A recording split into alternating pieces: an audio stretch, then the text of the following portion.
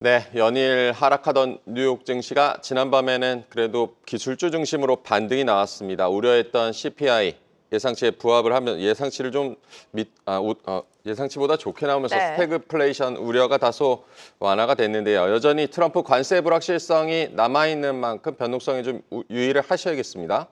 네, 우리 시장이 미증시보다 좀 강하게 움직였습니다. 간밤 미증시 상승과 함께 오늘 우리 시장도 빨간불 지켜내주고 있는데요. 시장 영향 자세하게 점검해 보도록 하겠습니다. 오늘 이 시간 최진호 우리은행 WM솔루션부 이코노미스트 모셨습니다. 어서 오세요. 반갑습니다. 안녕하십니까. 반갑습니다, 박사님. 먼저 어제 그 미국의 2월 소비자 물가 지수가 발표됐는데 예상치 밑돌면서 일단 우려를 좀 덜어줬는데요. 어떤 점을 주목해서 보셨습니까? 일단은 시장이 우려했던 것만큼 물가 상승이 빠르게 가지 않는다라는 점은 시장의 안도를 조금 안도감을 준 것 같고요. 네.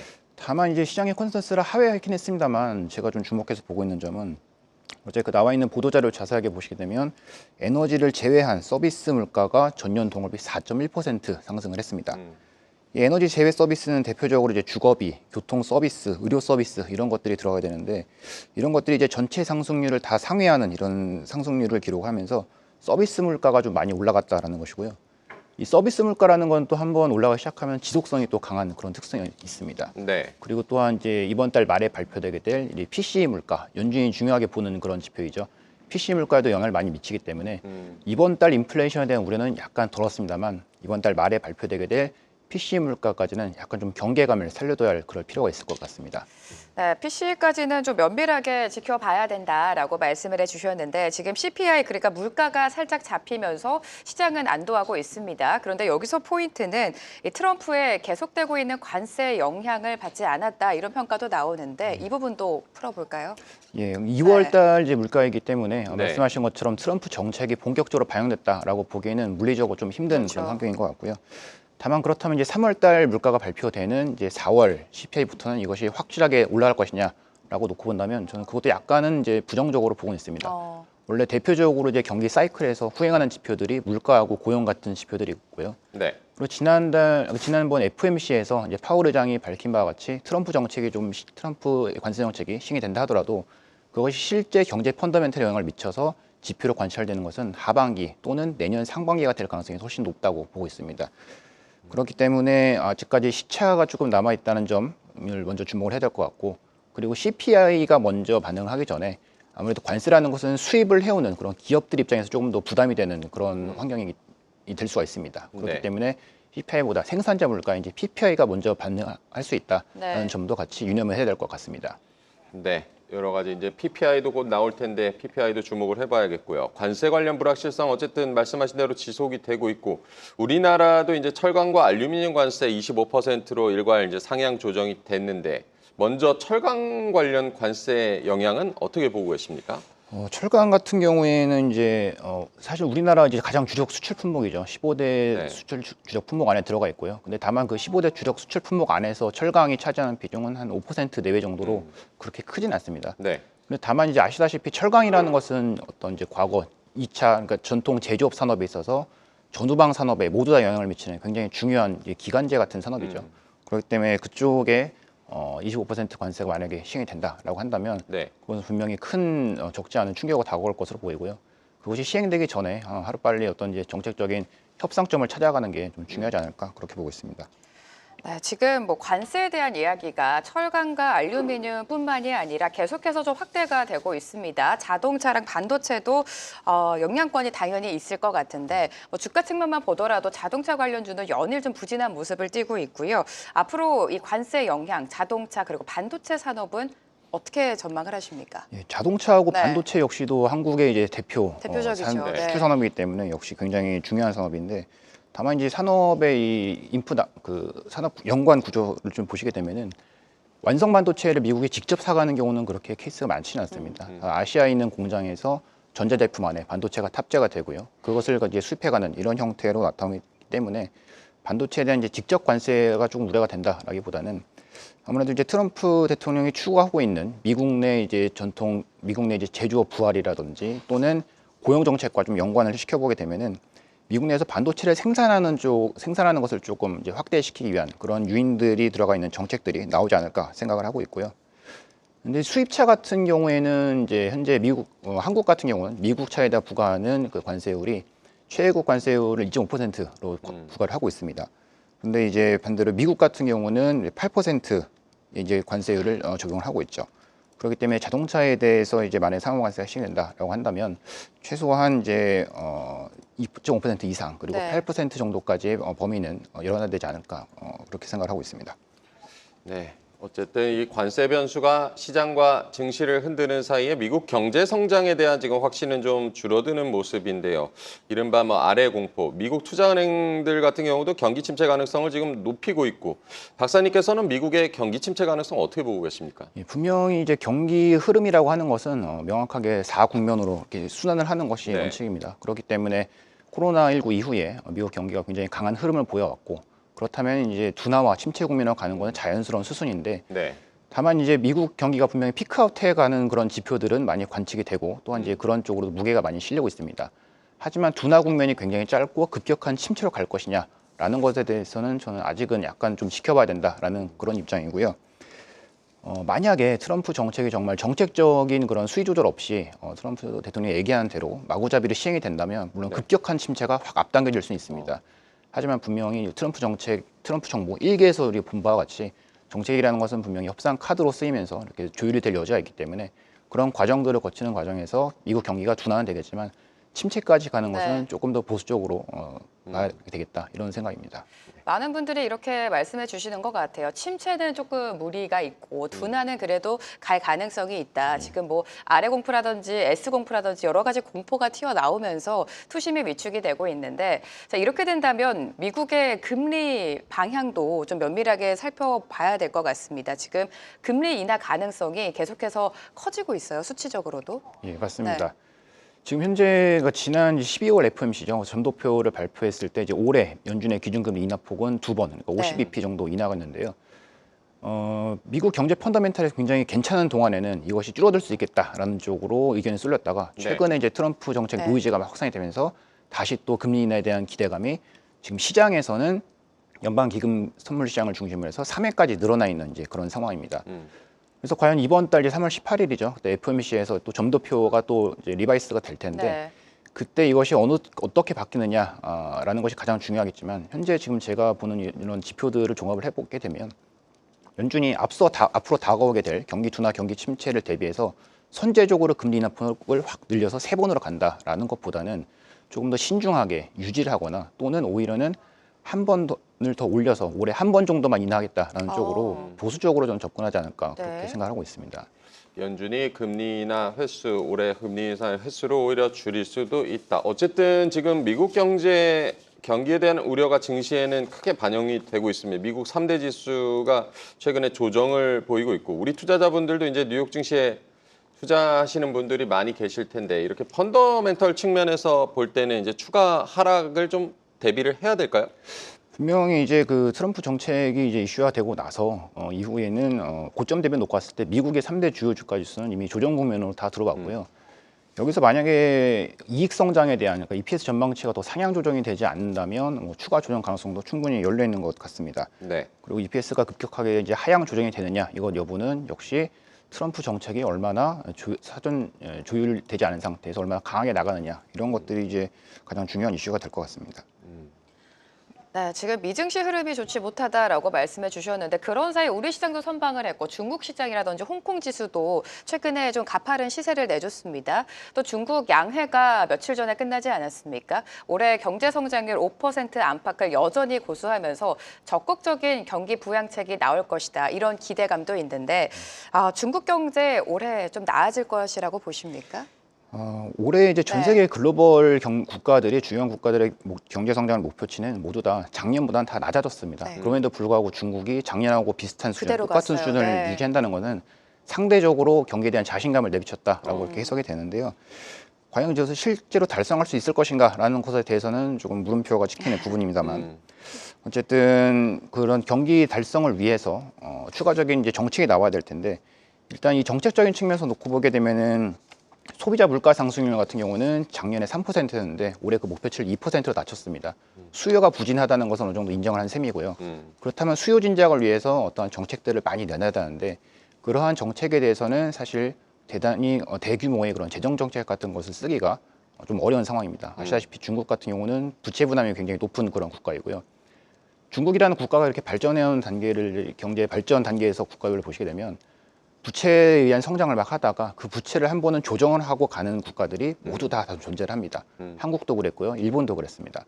그런데 부채 부담 조정을 못하고 계속 성장하고 있는 국가가 현재 중국이기 때문에 중국은 이 부채 부담을 조정하지 않는 이상, 그러니까 딜레버리징을 쉽게 잘 하지 않는 이상은 경기가 다시 좀 반등하기가 여전히 굉장히 어려운 도전적인 과제다 이렇게 네. 보고 있습니다.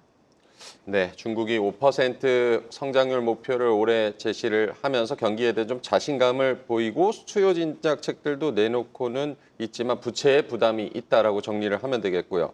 올 초에 이제 딥시크가 전 세계를 놀라게 했는데 중국 이번 양회에서도 이 첨단 기술 육성 계획을 좀 밝혔습니다. 예. 중국의 이제 첨단 기술 경쟁력은 어떻게 보고 계십니까?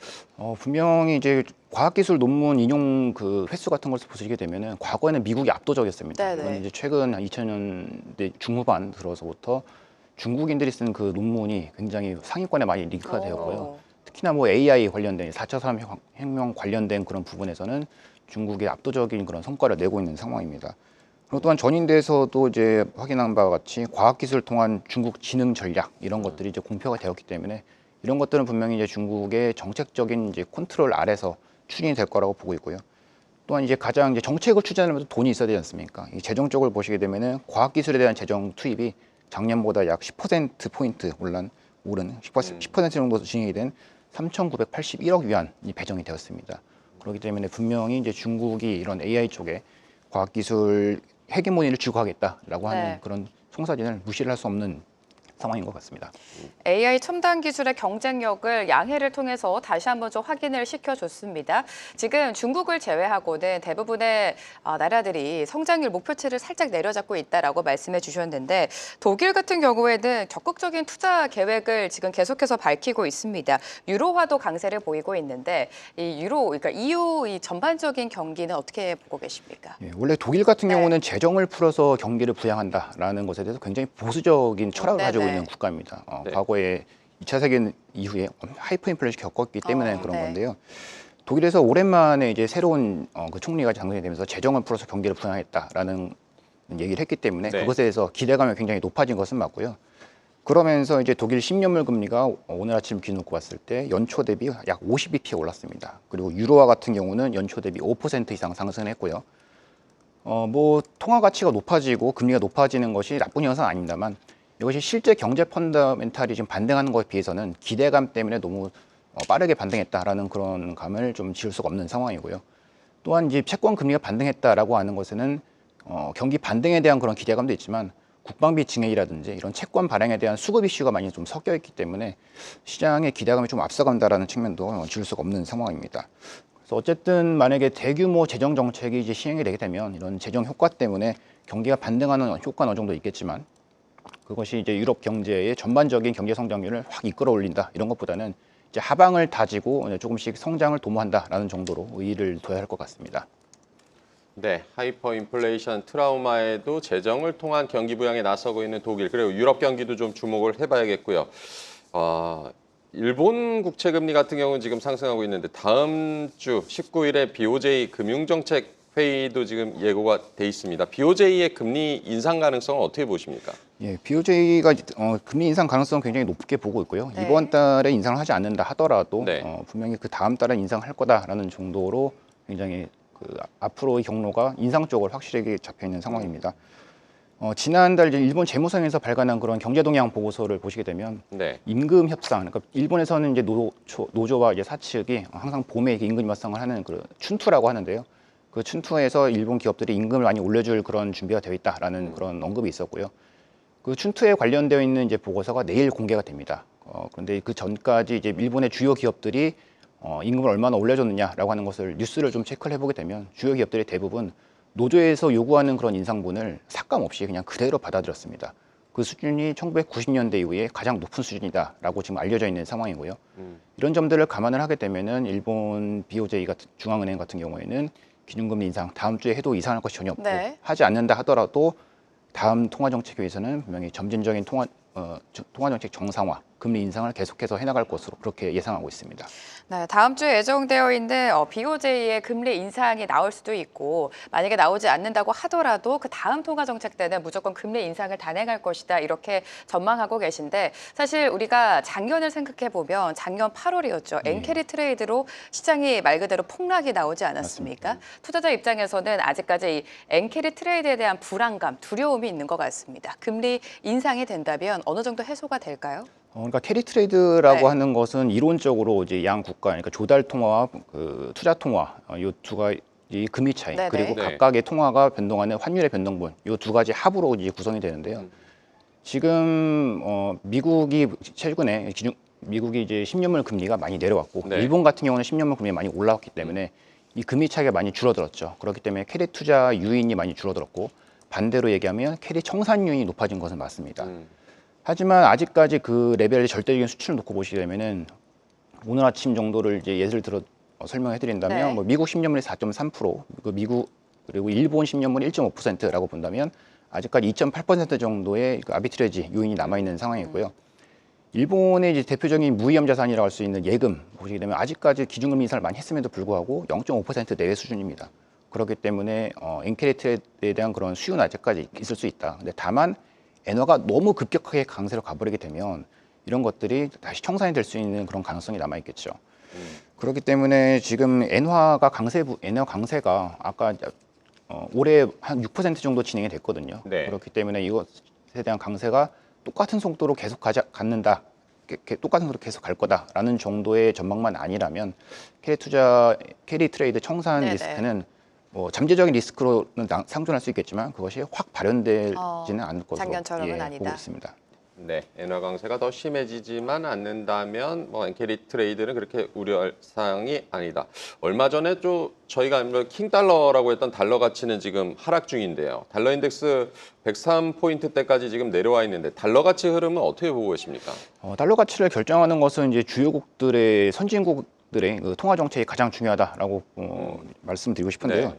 이 통화 정책이라는 것이 결국에는 펀더멘탈에 기인하는 거기 때문에 달러 이제 글로벌 외환시장에서 가장 중요한 이제 미국, 유로존 그리고 일본 요 세 개의 펀더멘탈을 세 국가의 펀더멘탈을 점검해 놓고 보게 되면 미국이 최근에 뭐 침체기가 나오곤 있습니다만 네. 여전히 그래도 2%대로 가장 높은 성장률을 보이고 있습니다.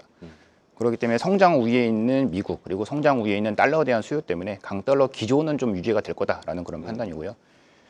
유로화라든지 엔화가 어느 정도 반등을 해주느냐에 따라서 달러가 조금 꺾이는 이제 그런 측면에 갈 수는 있겠지만 기조적으로는 강달러가 유지가 될 것이고 그리고 여기서 트럼프 정책이 또 우리가 어떻게 흘러갈지 모르는 가장 큰 불확실성이지 않습니까? 이런 것들이 나온 것에 따라서 상하방 변동성은 굉장히 높을 수 있겠다라는 그런 판단입니다.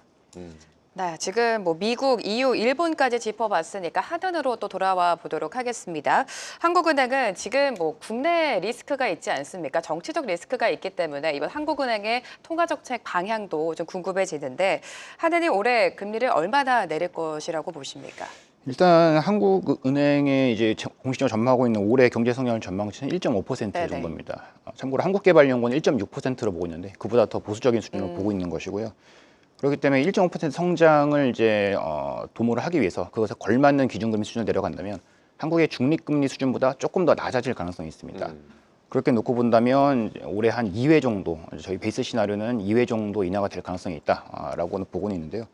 만약에 대외 환경이 너무 불안해져서 환율이 급등을 하고 그것이 소비자 물가를 다시 자극하는 그런 경우에는 기준금리 인하가 그렇게 공격적으로 이루어지지 않을 가능성도 네. 조금 배제를 하지 않을 수 없을 것 같습니다. 네, 한국은행의 통화정책도 잘 챙겨보셔야겠는데 미국 증시 하락으로 우리 시장도 좀 충격은 받았지만 그래도 이제 우리 증시 같은 경우는 상대적으로 견조한 모습이고 한국은행이 선제적으로 또 금리 인하에도 나서고 있고 우리 증시에 좀 유동성이 공급할 만한 환경으로 보고 계십니까? 올해 이제 글로벌 주식시장에서 제일 이제 작년하고 다른 특징 중에 하나가 이제 넌 US 국가들이 네. 주가 반등이 좀 나타나고 네. 있다라는 건데 그 중에서도 한국 코스피가 괜찮죠. 코스피가 괜찮은 이유는 말 그대로 굉장히 싸다라고 하는 그런 메리트가 부각이 되었기 때문인데 네. 여전히 이제 최근 한 2007년 이후에 PER 이제 기준치 평균을 놓고 보게 되면은 미국은 계속 고점에서 왔다 갔다 하고 있는 상황이고 한국 같은 경우는 저점에서 왔다 갔다 하고 있는 상황입니다. 그렇기 때문에 기술적으로 조금 더 반등할 가능성이 남아 있겠고요. 그렇게 놓고 본다면 이제 유럽, 중국, 한국 정도가 이제 미국에 대한 투자 대안이 될 수가 있을 텐데 중국 같은 경우에는 이제 외국인 투자자가 접근하기 힘든 그런 거버넌스적인 측면이 조금 있죠. 그렇게 네. 본다면 아무래도 한국이 좀 반사적인 이익을 받을 수 있고 또 가격적인 메리트가 있기 때문에 장기적인 시각까지는 제가 어떻게 확답을 드릴 수는 없습니다만 단기적인 시각에 있어서는 한국의 코스피가 조금은 더 갈 수 있는 그런 환경이 되지 않을까 그렇게 보고 있습니다. 워낙 작년에 좋지 못했기 때문에 싸다 저평가 메리트가 있죠. 국내 증시 최근에 힘을 내줬고 앞으로 조금은 더 상승할 룸이 남았다라고 보시는 것 같은데 그럼에도 불구하고 시장에 여러 가지 불확실성, 변동이 크기 때문에 안전자산에 눈을 돌리시는 투자자분들도 많은 것 같습니다. 자산 배분 전략은 박사님은 어떻게 가지고 가십니까? 단기적인 관점에서 본다면 지금 트럼프의 말 한마디에서 시장이 왔다 갔다 너무 하는 그런 출렁이고 환경이기 있죠. 때문에 너도 모르고 나도 모르는 그런 환경에서는 불확실성을 줄이는 것이 맞죠. 네. 그렇게 본다면 안전자산이 조금 더 유리한 판단이고요. 유리하다라는 판단이고요. 그렇기 때문에 미국 채권 금리 그리고 그것에 따라서 한국 금리도 많이 내려오긴 했는데 이런 현상이 당분간은 조금은 더 이어질 것 같습니다. 그렇기 때문에 주식 대비해서는 채권의 수요가 조금 이어질 것 같고요. 그렇다면 지금이라도 이제 금리가 하락기에 유리한 장기채를 적극적으로 장기 국채를 사야 되느냐라는 것에 대해서는 조금 조심을 하실 필요가 있는데요. 코로나19 이후에 장기 채권 금리가 내려간다라는 얘기가 굉장히 많이 나왔었죠. 그렇기 때문에 그런데 실제로 금리는 많이 내려가지 못했고요. 네네. 그렇기 때문에 장기 채권 투자했다가 손해를 보신 분들이 많을 텐데 이런 분들이 손실을 줄여서 이제 매도하시거나 아니면은 수익을 보신 분들이 수익 실현하시는 이제 그런 길을 삼으셔야지 지금 금리가 내려가는 것을 추격 매수하시는 것은 조금 좀 보수적으로 봐야 된다라고 하는 판단입니다.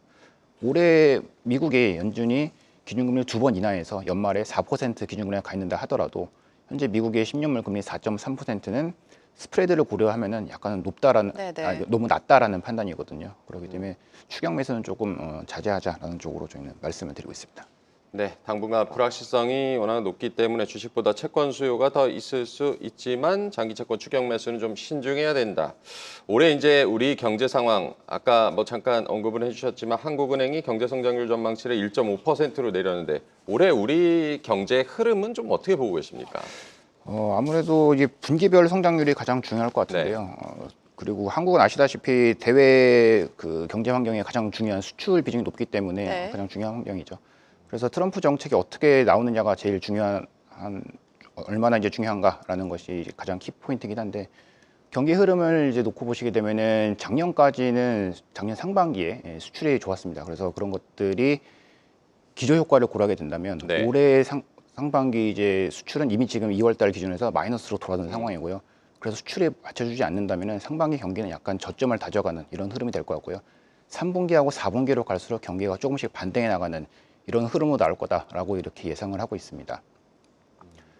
올해 상반기 경기가 저점일 수 있고 3분기와 4분기 수출이 좀 반등을 하면서 상저하고의 경제 흐름이 나타날 수 있다. 우리 경제 전망까지 해봤습니다. 오늘 최진호 우리은행 WM솔루션부 이코노미스트와 얘기 나눠봤습니다. 고맙습니다. 감사합니다. 계속해서 다양한 경제 이슈를 알고 싶다면 구독과 좋아요, 알림 설정 부탁드립니다. AI 캐스터 권미정이었습니다.